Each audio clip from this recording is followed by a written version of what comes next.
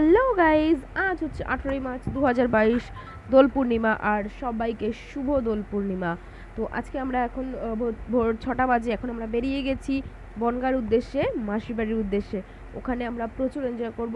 তো আমরা রিক্সা থেকে অটো স্ট্যান্ডে এসেছিলাম কেষ্টপুরে বাড়ি থেকে। সেখান থেকে আমরা এখন অটোতে রয়েছি। অটো থেকে আমরা যাব বিধাননগর স্টেশনে। সেখান থেকে আমরা বনগাঁ লোকাল ধরে বনগাঁয় যাব। আর দেখো, যেহেতু ভোরবেলা, দেখো পুরো রাস্তাটা কিন্তু পুরোপুরি ফাঁকা, মানে এত ফাঁকা ভিতরে কখনোই থাকে না।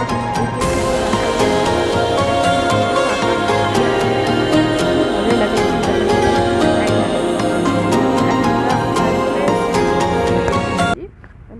দেখো, আমরা টিকিট কাটাটা আমরা ভিডিও করতে পারিনি আমি, কারণ প্রচুর ভিড় ছিল। তো আমরা টিকিট কাটা হয়ে গেছে। এখন আমরা ট্রেনে রয়েছি। আর ট্রেনটা কিন্তু ফাঁকা,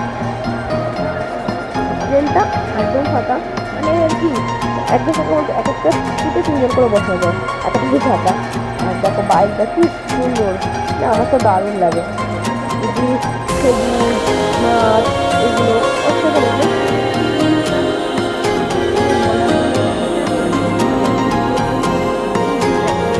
এর মধ্যে তুমি যাচ্ছে এটাও একটা অন্য অনুভূতি।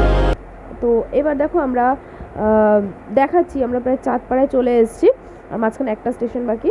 তো চলো দেখো, দেখো সবাই বুঝতেই পারছো, দেখো ট্রেনটা কীরকম ফাঁকা। কারণ বললামই যে আগে 3 জন করে একজন একটা সিটে বসে রয়েছে, যেখানে 4-5 জন বসে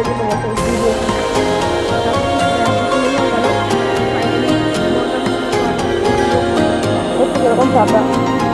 তো একদম রিল্যাক্সে বসে যাওয়া যাচ্ছে সেরকম ভাবে। দেখো মানে কিছু বলার নেই। তো ফাইনালি আমরা এবার বনগাঁ স্টেশনে ঢুকছি। দেখো খুব পরিষ্কার, খুব পরিষ্কার, কত সুন্দর গোছানো,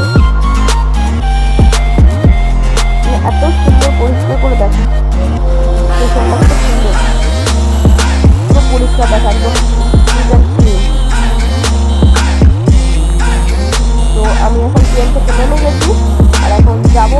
ট্রেন থেকে নেমে আমরা যাবো এখন ভ্যানে যাবো, ভ্যান স্ট্যান্ড বা এখন টোটো চলে এসছে, কিন্তু আমরা ভ্যানেই যাব। কারণ কারণ কারণ এই টোটো ফোটোতে না যারা ভ্যান চালায়, সরি আমার একটু ঠান্ডা লেগে গেছে, যারা ভ্যান চালায় তার, তো যা বলছিলাম, টোটোর চক্করে ভ্যানওয়ালাদের ইনকাম কমে গেছে। তো আমরা ঠিক করলাম যে আজকে ভ্যানেই যাব, টোটোয় যাব না, কারণ ফ্রিভাবে একটু যেতে চাইছি। দেখো স্টেশনটা একবার দেখো কত সুন্দর।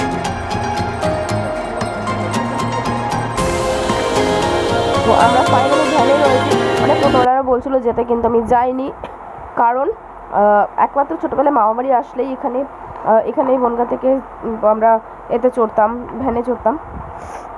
তো দেখো, আর এখন মানে এখানটায় যে এরকমভাবে দোল উঠতে পারা হচ্ছে,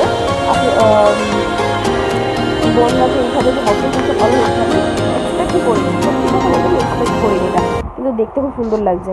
আর এটা হচ্ছে ইছামতি, ঠিক আছে, দেখে নাও, এটা হচ্ছে ইছামতি। আর দেখো লেক টাউনের মতো একটা কিন্তু ঘড়ি কেন রয়েছে, কারণ অনেক ডেভেলপ করেছে বনগাঁ, ছোটোবেলায় যেরকম দেখতাম সেরকম কিছু নেই।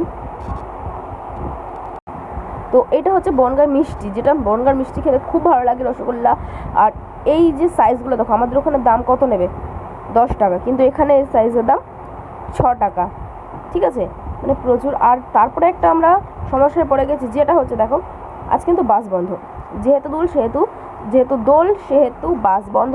আমরা এখন অটোতে রয়েছি, আর কখন অটো ছাড়বে জানি না, কারণ অটো ভোরটা কত ছাড়বে। তো ফাইনালি আমাকে 2টো অটো চেঞ্জ করতে হবে বনগাঁ স্টেশন থেকে, অ্যাকচুয়ালি মতিগঞ্জ বাস স্টপেজ, কারণ আমরা বনগাঁতে ট্রেন থেকে নামলাম, মতিগঞ্জ দিলাম, ওখান থেকে এবার অটো থেকে 2টো অটো কাটতে হবে আমার, ঠিক আছে, কারণ আমি বললাম যেহেতু দোল সেহেতু এদের এখানে আজকে বাস বন্ধ। এবার এটা জানা ছিল না আমাদের, কিছু করার নেই, এখন হয়ে গেছে। তো চলো। আর দেখো এখানে কিন্তু দেখো, এটা এত বাজে জায়গা, মানে যতটা ভালো ধারণা ছিল কিছু বলার নেই। দেখো গাড়ির মধ্যে রঙের বেলুনগুলো ছুটছে, আমি সামনে বসেছিলাম, সেখান থেকে পেছনে উঠে আসতে হয়েছে আমার, মানে এত পরিমাণ রং ছুটছে আমার গায়ে জামা। আর দেখো আরেকজন দেখো যে নতুন শার্ট পরে এসেছিলো, সেটা কিন্তু আমি যে জন্য খুলিয়ে তাকে টি শার্ট পরিয়ে দিয়েছি, যেটা অ্যাকচুয়ালি রং খেলার জন্য এনেছিলাম। তো মানে গাড়ির মধ্যে আমি সামনে বসছিলাম, 2টো বেলুন এসেছে আমার গায়ে, সেখান থেকে আমি ঘুরে পেছনে চলে এসেছি। তো ফাইনালি আমরা 5 মাইল নেমে গেছি আর এখন যাব বিথির বাড়ি। চলো নেক্সট পার্ট খুব তাড়াতাড়ি আসছে। Thanks for watching, tata.